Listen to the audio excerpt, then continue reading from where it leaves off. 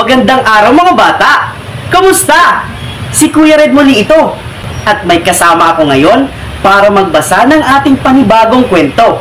Hi mga bata! Ako nga pala si Carl sa Sendoncelio, ika-12 baitang mula sa Samar National School.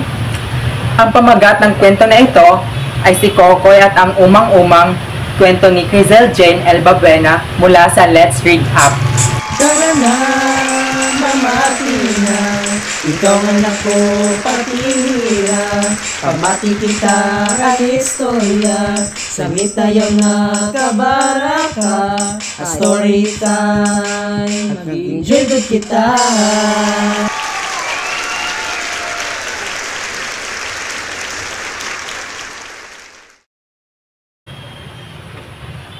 Si Kokoy ay naninirahan malapit sa dagat.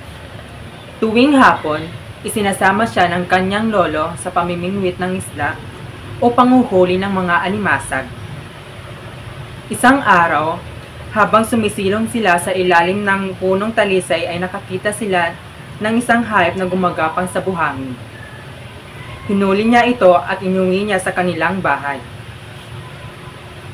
"Lola, may nakita akong hayop sa buhangin. Ano ang tawag dito?" "Ay nako, Kokoy. Umang-umang iyan. Ano ang gagawin mo dyan?" "Gagawin ko sana siyang alaga." "Naku, Kokoy. Halos lahat ng umang-umang ay hindi ginagawang alaga," sabi ng kanyang lola.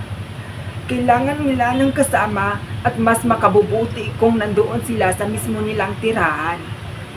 Ngunit, kahit na sinabihan siya ng kanyang lola, inilagay pa rin ito ni Kokoy sa labador ng umang-umang.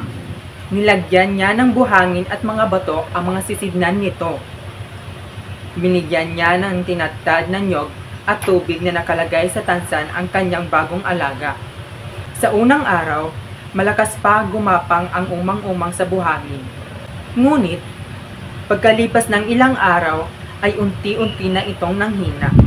Isang hapon, inilagay ni Kokoy ang umang-umang sa garapon at bit-bit ito sa kanyang paglalakad sa tabi ng dagat. "Kokoy, bakit ka nag-iisa dyan?" tanong ng kanyang lolo. "Wala kasing gusto makipaglaro sa akin, lolo." Sa ilalim ng puno ng talisay, ay pinagmasdan ni Kokoy ang umang-umang sa mistulang gustong-gusto ng makawala sa garapon. Ngunit, lagi lang itong nagdadaos-dos. "Magkaibigan tayo ha?" sabi ni Kokoy sa umang-umang. Makalipas ang ilang araw ay takang-taka si Kokoy kung bakit laging nagtatago ang umang-umang sa kanyang alukaba. Lagi rin itong naghuhukay ng buhangin at minsan lang kung kumain o uminom ng tubig. Naalala ni Kokoy ang sinabi ng kanyang lola tungkol sa mga umang-umang. May kalungkotang nagpasya si Kokoy. "Kaibigan kong umang-umang, huwag ka nang malungkot." Dinala ni Kokoy ang garapon sa tabi ng dagat at binuksan ito. Dagling gumapang ang umang-umang patungo sa buhangin. Hindi napansin ni Kokoy na may batang lumapit sa kanya. "Uy, anong ginagawa mo dyan sa buhangin?" Ito ang unang beses na may batang kumausap kay Kokoy. "Ibinalik ko lang ang aking alagang umang-umang sa kanilang tirahan." "Ay, nag-aalaga ka pala ng umang-umang?" "Oo, pero pinakawalan ko ito. Kailangan kasi niya ng kasama," sabi ni Lola. Paliwanag ni Kokoy. "Mabuti at may kasama na ito ngayon. Tara, makipaglaro ka sa amin," anyaya ng bata. Tumakbo ang bata kasama si Kokoy papunta sa iba pang mga bata. Isa-isa silang nakipaglaro kay Kokoy. Doon sila tumalon-talon sa tintin baka at tumawa sa paglalaro ng siyato at ins-ins.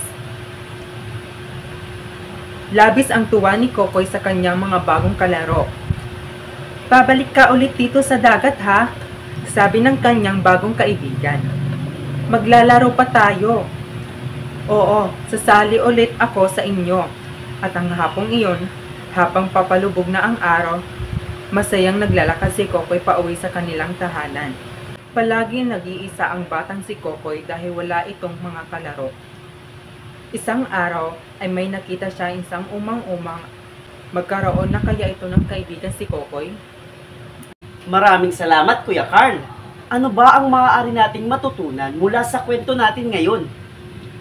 Ang ating natutunan ngayon ay dapat nating pabayaan ang mga likas na hayop sa ating mga paligid dahil hindi natin alam ang kanilang mga nararamdaman.